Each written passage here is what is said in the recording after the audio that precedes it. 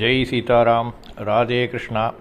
அன்பு நண்பர்களே, உங்கள் அனைவரையும் எனது தெய்வீக பயணம் யூடியூப் சேனல் சார்பாக அன்புடன் அழைக்கின்றேன். நாம் தற்போது காண இருக்கக்கூடிய திருத்தலமானது மிகவும் பிரசித்தி பெற்றதாக இல்லை என்றாலும் பார்க்கக்கூடிய ஒரு அற்புதமான ஸ்தலமாக இருக்கின்றது. ஸ்ரீரங்கம் ரங்கநாத சுவாமியை விட இவர் உருவத்தில் பெரியதாக காட்சியளிக்கக்கூடிய ரங்கநாதரை இன்று நாம் தரிசிக்க இருக்கின்றோம். வைணவ சமயத்தினர் வழிபாட்டு தெய்வமாக இருக்கும் திருமாலுக்கு திவ்ய தேசங்கள் மிகவும் பிரபலமாக இருக்கின்றன. ஆனாலும் அதைவிட மிகவும் சிறப்பு வாய்ந்த பழமையான ஒரு திருக்கோயில் கள்ளக்குறிச்சி மாவட்டத்தில் இருக்கின்றது.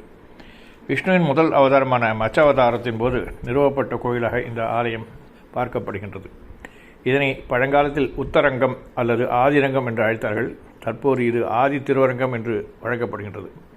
இதனுடைய தல வரலாறு என்ன கூறுகின்றது என்றால், அசுர வம்சாவளியைச் சேர்ந்த சோமுகன் என்ற அரக்கன் கடுமையான தவம் செய்ததன் மூலம் அழியாமையையும் பல ஏற்றங்களையும் பெற்றான். ஆணவத்தையும் அசுரர்களையும் போன்ற மிருகத்தனத்தையும் கொண்டிருந்தான். பூமியையும் வானத்தையும் தனது கட்டுப்பாட்டிற்குள் கொண்டு வந்து முனிவர்களையும் தேவர்களையும் கீழ்ப்படுத்தி சேவிக்கச் செய்ய விரும்பினான். பூமியையும் வானத்தையும் வென்று முனிவர்களும் தேவர்களையும் தனது அடிமைகளாக்கி தனக்கு கீழ்ப்படியும்படியும் கட்டளையிட்டான். அவன் பிரம்மாவையும் சிறையில் அடைத்து அவரிடமிருந்து வேத மந்திரங்களை பறிமுதல் செய்தான்.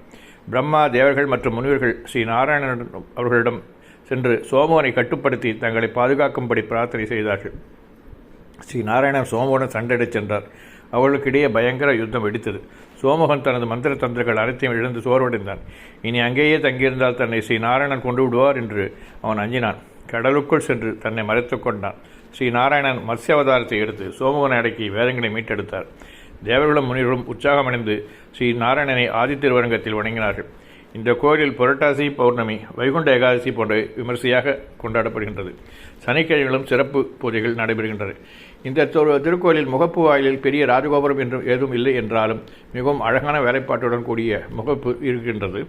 இந்த திருக்கோயிலில் நான் சென்றிருந்த சமயத்தில் புனருத்தாரணம் காரணமாக ஆங்காங்கே கட்டுமான பணிகள் செய்திருந்தபடியால் முழுமையான வீடியோ பதிவு செய்ய இயலவில்லை. என்னால் இயன்றவரை பதிவு செய்து தற்போது வெளியிட்டிருக்கின்றேன். காண்பீர்கள் என்று நம்புகின்றேன். இந்த திருக்கோயில் அமைக்கக்கூடிய இடமானது திருவண்ணாமலைக்கும் மணலூர்பேட்டிற்கும் இடையில் ஆதி திருவரங்க பெருமாள் கோயில் அமைந்திருக்கின்றது. மணலூர்பேட்டையிலிருந்து மினி பஸ், ஆட்டோ, வேன், பேருந்து மூலம் கோயிலை சென்றடையலாம். திருக்கோயிலில் இருந்தும் பேருந்து வசதி உள்ளது.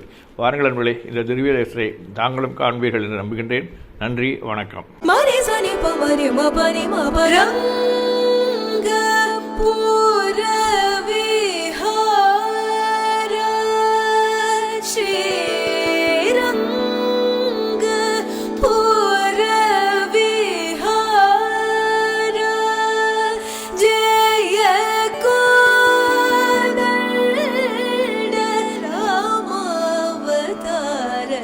रघुवीर श्रीरंग पूर विहार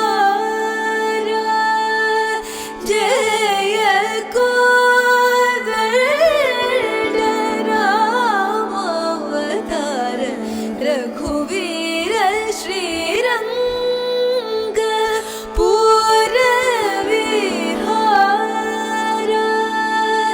जय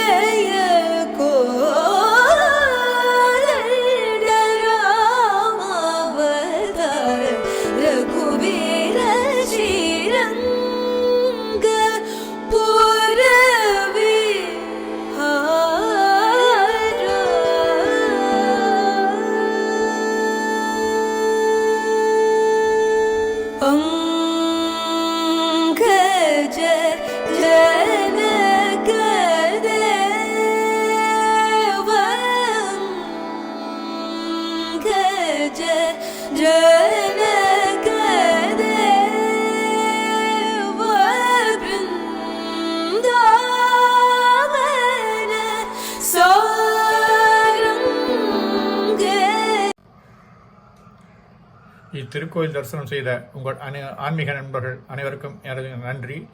மீண்டும் ஒரு புதிய தரிசனத்தில் தங்களை காண விழைகின்றேன்.